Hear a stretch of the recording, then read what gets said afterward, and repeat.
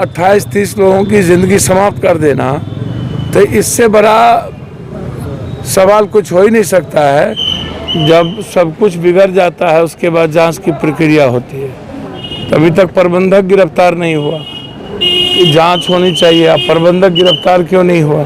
फर्जी nursing home है और फर्जी डॉक्टर, वो सही नर्सिंग होम और डॉक्टर को भी बदनाम करता है। तीसरे कोरोना की जो स्थिति है 26 कंट्री में, वो कब काफ़ी फैल चुका है और हम अभी भी गंभीर नहीं हैं।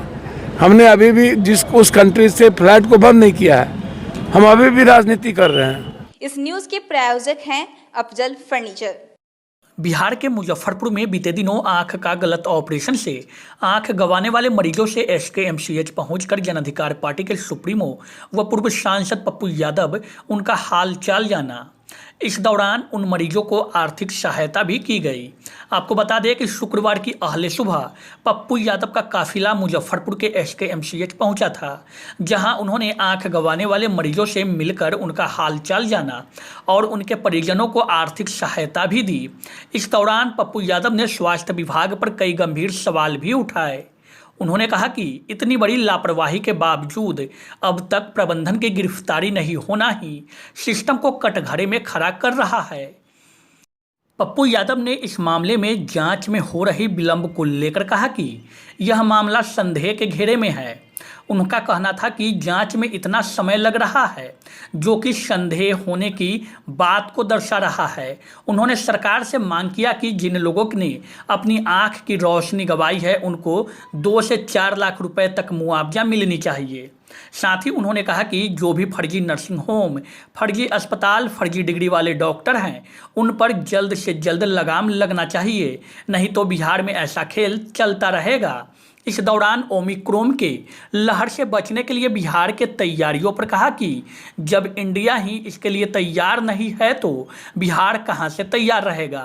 जब छोटी छोटी बीमारियों से लड़ने में बिहार सक्षम नहीं है तो बड़े बीमारियों के खतरों से निपटना मुश्किल है। इस मौके पर जन अधिकार पार्टी के जिला अध्यक्ष प्रमोद राय सहित बड़ी संख्या में जाप के कार्यकर्ता शामिल थे।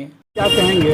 अरे भैया, लगातार अब इसको मुआवजा सरकार को सबसे पहले, तभी तक प्रबंधक गिरफ्तार नहीं हुआ। जांच बड़े लेवल पर मैं बार बार कह रहा हूँ कि जांच होनी चाहिए। अब प्रबंधक गिरफ्तार क्यों नहीं हुआ? इतनी लेट जो पदाधिकारी किया जांच में, जब सब कुछ बिगड़ जाता है उसके बाद जांच की प्रक्रिया होती है।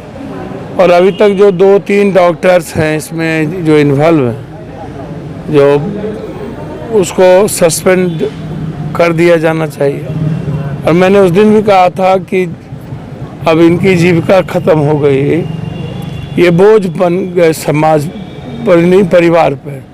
तो मैं समझता हूँ कि इनको इनकी जीविका के लिए सरकार को मिनिमम 2-2 लाख, ऊपर 4-4 लाख रुपया मुआवजा देना चाहिए।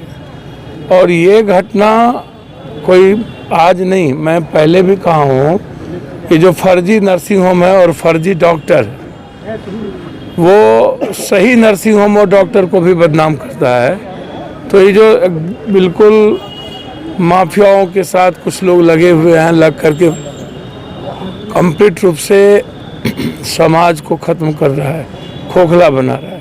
मेडिकल काउंसिल ऑफ इंडिया का कोई आउटपुट नहीं है, कोई पर्यावरण का सर्टिफिकेट नहीं है, कोई कागजात नहीं है। बस ड्रग्स इंस्पेक्टर से ले करके और ऊपर तक पैसे का डिस्ट्रीब्यूशन है। तो इसमें किस किस की भूमिका और भागीदारी है, मंत्री संतरी से लेकर के नीचे तक, इस पर कार्रवाई होनी चाहिए, जांच होनी चाहिए और अविलंब प्रबंधक को गिरफ्तार किया जाना चाहिए। दूसरी चीज़ की जो हालात हैं अभी पेशेंट के, बहुत सारे पेशेंट हैं जो नहीं है, जैसे एक पेशेंट मर गए, उसको हम लोकेट नहीं कर पाए, या सरकार गंभीरता नहीं दिखाई, प्रशासन ने गंभीरता नहीं दिखाई। अभी भी यहाँ बेड पर है, जैसे 6 नंबर बेड पर उनका कहना था कि हमारा आँख निकालने की प्रक्रिया थी, नहीं निकालने के कारण हमें सेकेंड प्रॉब्लम भी बढ़ता जा रहा है और लोगों के भीतर डर है कि कोई और प्रॉब्लम ना बढ़ जाए। तो इसीलिए अविलंब कार्रवाई जरूरत पड़े तो इनको IGMS भेजना चाहिए। सिर्फ खाना पूर्ति करने के लिए सरकार कुछ भी बोल दे, सदन में इस पर कोई बहस और बहुत गंभीर मुद्दा तो बनता नहीं है। जबकि ये अखफरवा कांड से बड़ा कांड है, 65-70 और उसके बाद 28-30 लोगों की ज़िंदगी समाप्त कर देना, तो इससे बड़ा सवाल कुछ हो ही नहीं सकता है। और इसी तरीके का लगभग फर्जी नर्सिंग होम में फर्जी डॉक्टर के द्वारा संचालित हो रहा है, तो इसको अविलंब सील लगाना चाहिए और अविलंब कार्रवाई करनी चाहिए। सर, आई हॉस्पिटल का मामला है, काफी मतलब कि स्वास्थ्य विभाग को लेकर के सरकार का 2017 में भी आपको आश्चर्य होगा कि ड्रग इंस्पेक्टर ने रिपोर्ट दिया था और उसमें ये दिया गया था कि किस तरीके से कि यहाँ पर गलत तरीके से आँख उद्योग की, जबकि 4,000 रुपया इनको मिलता है और 200-300 रुपया का ये मात्र उसमें सामान लगाते हैं। अब सरकार और का नियम है, जब हम अच्छी क्वालिटी का कोई भी चीज़ आँख का ऑपरेशन करेंगे तो 10,000 से 12,000 रुपया मिनिमम लगेगा। तो 10,000 से 12,000 भी ना छोड़ दीजिए, जो 4,000 रुपया मिलता है वो सिर्फ पैसे बचाने के लिए 200, 300, 350, 400 रुपया मात्र में ऑपरेट करना, तो आप सोचिए ना इससे बड़ा अपराध क्या हो सकता है। एक तो 10,000 से 12,000 आप कुछ सरकार का जो नियम है, जो रियल में मेडिकल कहता है उसको आपने नज़रअंदाज कर दिया, और दूसरी तरफ जो 4,000 आपको मिलता है उसमें भी आप 300 तक 350 तक लगाते हैं, उसके बाद आप बचाते हैं। और 2017 में जो रिपोर्ट दिया था आई हॉस्पिटल के खिलाफ, उसको भी आपने दरकिनार कर दिया।